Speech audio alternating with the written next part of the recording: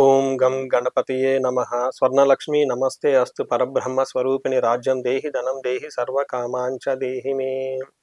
పరాభావనామ సంవత్సరంలో ప్రతి ఒక్కరికి స్వర్ణలక్ష్మి అమ్మవారి యొక్క కృపా కటాక్షం ఉండాలని, తద్వారా మనందరికీ బ్రహ్మ జ్ఞానం కలగాలని కోరుకుంటున్నాను.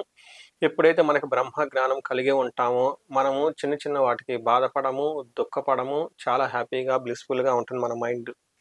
రెండోది, ప్రతి ఒక్కళ్ళకి రాజ్యం దేహి ధనం దేహి సర్వకామాంచ దేహిమే. ప్రతి ఒక్కళ్ళకి ఒక హైఫై పొజిషను, స్టేటస్, అధికారం ఉండాలని, మీరు ఏదైనా కనుక ఒక మాట చెబితే మీ మాటకి 10 మంది గౌరవం ఇచ్చి మీ మాట వినే విధంగా ఉండాలని, తద్వారా మీ యొక్క అథారిటీ, పవర్, స్టేటస్ పెరగాలని, రాజ్యాధికారం మీకు ఉండాలని కోరుకుంటున్నాను. అమ్మవారి కృప వల్ల మీ అందరికీ ధనం దేహి, మీ ఇంటిలో కానీ మీ వ్యాపారంలో కానివ్వండి ప్రతి చోట ధనమయమండి, ధనం మీకు ప్రవాహంగా ఉండాలని కోరుకుంటున్నాను. మీకున్న సర్వకామాంచ సిద్ధిమే. మీకున్న ఎలాంటి చిన్న కోరికైనా కానీ క్షణాల్లో ఆ కోరిక మీకు నెరవేరిపోయేసి జీవితం హ్యాపీగా ఉండాలని చెప్పేసి ఈ పరాభావనామ సంవత్సరంలో స్వర్ణలక్ష్మి అమ్మవారిని మనం కోరుకుందాం.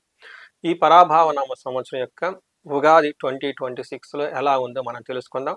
ఫస్ట్ అండ్ ఫార్మోస్ట్, అసలు ఉగాది మనకి ఇన్ని 60 సంవత్సరాలు ఎందుకు ఇచ్చారు, ఒక్కొక్క సంవత్సరానికి ఒక్కొక్క పేరు ఎందుకు పెట్టారు, అసలు ఈ సంవత్సర పేరు ఫలితాలు ఎందుకు వచ్చాయి, అవి తెలుసుకోవడం చాలా చాలా ఇంపార్టెంట్.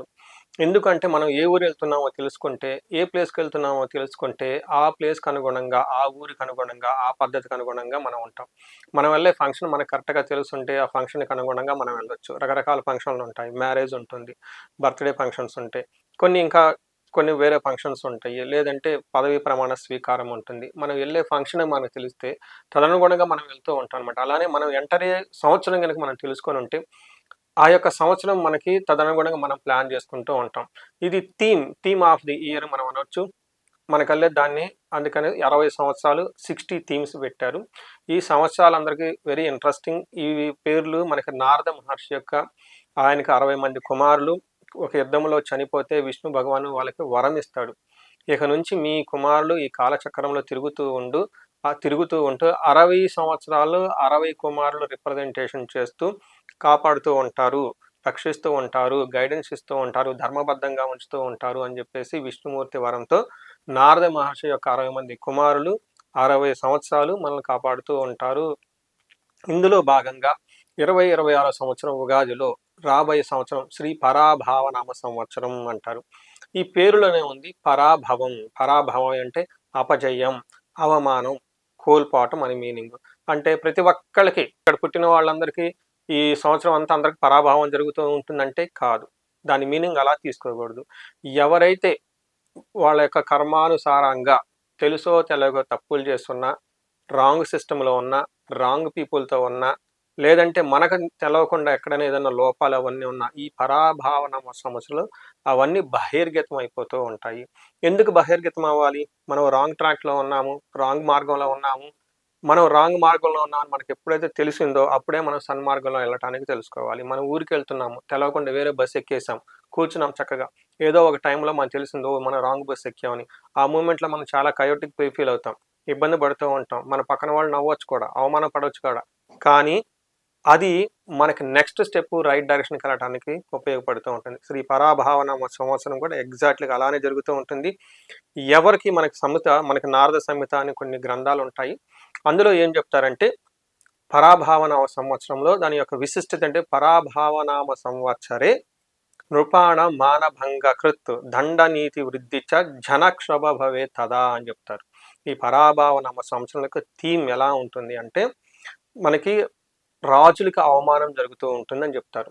దండ నీతి వృద్ధిచ, వాళ్ళకు కోపం వచ్చేసి పనిష్మెంట్లు చాలా సీరియస్గా ఉంటాయి అని చెప్తూ ఉంటారు. జనాలకి ఇబ్బందులు పడుతూ ఉంటారు, క్షోభపడుతూ ఉంటారు అని చెప్తూ ఉంటారు. అయితే ఇది అందరికీ అంటే కాదు. ఎలాంటి వాళ్ళకంటే అధర్మంగా ఎవరైనా గనక ఉంటే వాళ్ళకు మాత్రమే జరుగుతూ ఉంటుంది.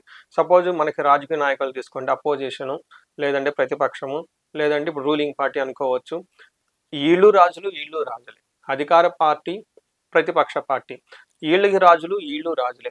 అంటే వాళ్ళ మనసులో దురుద్దేశం పెట్టుకొని కన్నింగ్గా ఉండేసి ఏదో మోసం చేయాలనే ఉద్దేశంతో గనక ఉంటే అలాంటి వాళ్ళ యొక్క కుట్రలు, కృతంతాలు మొత్తం బయటకు వచ్చేసి అవమానంగా ఫీల్ అయ్యే అవకాశం ఉంటుంది. ఇది అందరికీ అప్లై అవుతుంది. ఎవరెవరికి అప్లై అవుతుంది? ప్రతిపక్షంలో ఉన్న వాళ్ళకి, అధికార పార్టీలో ఉన్న వాళ్ళకి. అంతేకాకుండా ఈ దేశ కాలమాన పరిస్థితుల ప్రకారం ఆఫీసుల్లో మేనేజర్లకు అప్లై అవుతుంది, వైస్ ప్రెసిడెంట్లకు అప్లై అవుతుంది, డైరెక్టర్లకు అప్లై అవుతుంది, బిజినెస్ ఓనర్లకు అప్లై అవుతుంది. అంతేకాకుండా గవర్నమెంట్ అఫీషియల్స్ వాళ్ళ కింద ఎవరైతే మేనేజర్ కేటగిరీ ఉన్నారో వాళ్ళందరికీ అప్లై అవుతుంది. టీమ్ లీడర్స్ వాళ్ళకి అప్లై అవుతుంది. అంతేకాకుండా ఇంటి పెద్దకి బిజినెస్లు చేస్తున్న వాళ్ళందరికీ కూడా ఈ థీమ్ అప్లై అవుతుంది. తెలిసి కానీ తెలియక కానీ మన రాంగ్ సిస్టంలో ఉన్న, అధర్మ సైడ్లో ఉన్న ఈ టైంలో బయటకు వచ్చేసి మనకి దాని యొక్క ప్రభావం నుంచి బయటపడుతూ ఉంటుంది. అయితే మనకి ఎలా తెలుస్తుంది? మనకి ఏం చెప్తారంటే మనకి నిమిత్త శాస్త్రం అనే ఒక శాస్త్రం ఉంటుంది. మనకి ప్రకృతి ఎప్పుడు కొన్ని సిగ్నల్స్ ఇస్తూ ఉంటుంది.